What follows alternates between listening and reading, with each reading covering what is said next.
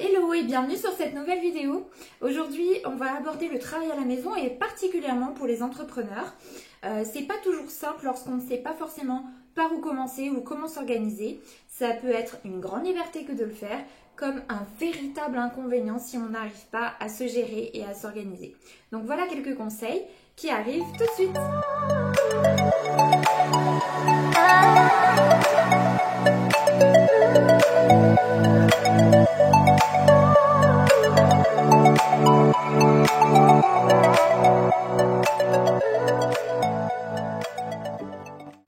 Donc quand on devient entrepreneur, ou en tout cas qu'on commence à réfléchir à un projet, eh bien dans 99% du temps, on commence à travailler de chez soi.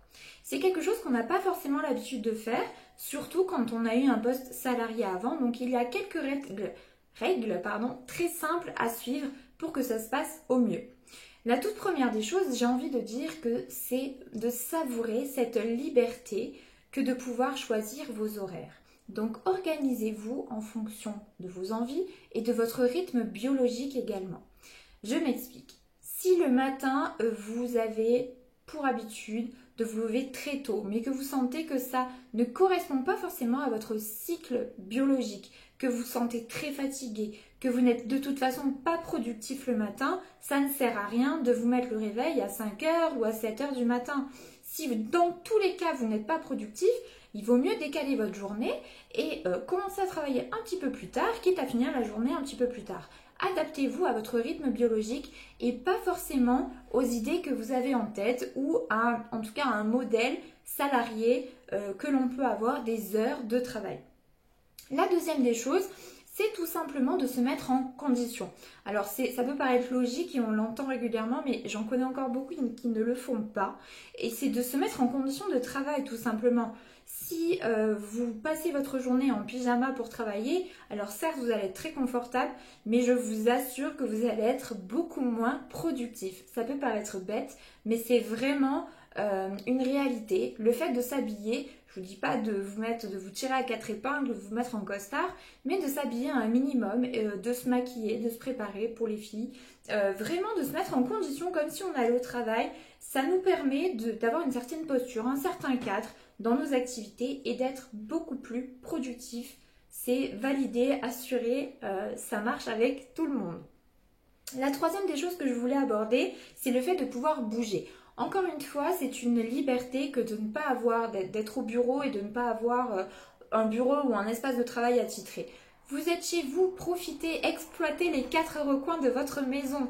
Si vous avez peut-être, je ne sais pas, la possibilité d'avoir un bureau ou peut-être 2 bureaux ou peut-être un endroit dans le salon, un endroit dans la chambre, la table du salon, la table à manger et puis un petit bureau ou encore une terrasse, un balcon, un bout de balcon, un bout de table quelque part. Changez de travail, essayez de changer de poste de travail. Si vous n'avez pas d'ordinateur portable, ce n'est pas grave, il y a aussi, j'en suis sûre, tout un tas de choses que vous pouvez faire dans votre maison qui ne sont pas sur l'ordinateur, avec un cahier, un stylo pour de la réflexion, écouter un podcast, regarder un documentaire sur votre activité, lire un livre qui correspond à ce que vous êtes en train de faire, peu importe, mais essayez de vous lever régulièrement, de changer régulièrement de posture et de place. Ça peut vraiment aider aussi à la productivité, c'est important. Toujours dans le même esprit, eh bien, c'est de changer d'air dès que vous le pouvez. N'hésitez pas, allez vous balader une petite demi-heure, à prendre de vraies pauses, tout comme quand vous étiez salarié, si vous l'étiez.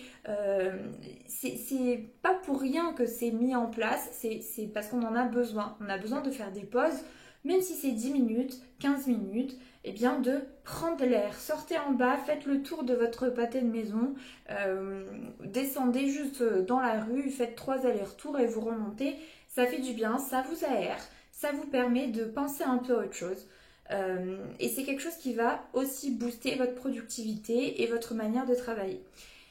Et enfin, la dernière des choses qui n'a absolument rien à voir avec tout ce que je viens de dire, c'est de sauvegarder. Parce que je ne le dirai jamais assez et qu'il y a beaucoup trop de personnes dans mon entourage, dans mes clients ou dans ce que j'entends, eh bien, qui ne sauvegardent pas leurs données. Et le problème, c'est que quand on travaille de chez nous, on n'a pas d'informaticien sous la main pour récupérer nos documents ou pour annuler une mauvaise action qu'on a fait ou parce que notre disque dur est tombé et que il s'est éclaté en deux par terre.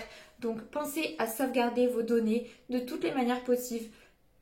Moi j'ai un drive, voilà, donc la sauvegarde de mes données se fait directement en ligne, plus doublé sur disque dur, enfin c'est vraiment quelque chose qui est extrêmement important et d'autant plus quand on est entrepreneur et qu'on travaille de la maison parce qu'on est amené à bouger régulièrement. Si vous avez un portable, c'est encore pire, donc vraiment faites-le, organisez-vous en ce sens, c'est de votre responsabilité de le faire en tant qu'entrepreneur. Voilà, j'espère que ces quelques conseils en tout cas vous reboosteront pour votre prochaine semaine et que vous allez essayer de les appliquer. Je vous souhaite une très bonne semaine et je vous dis à très vite.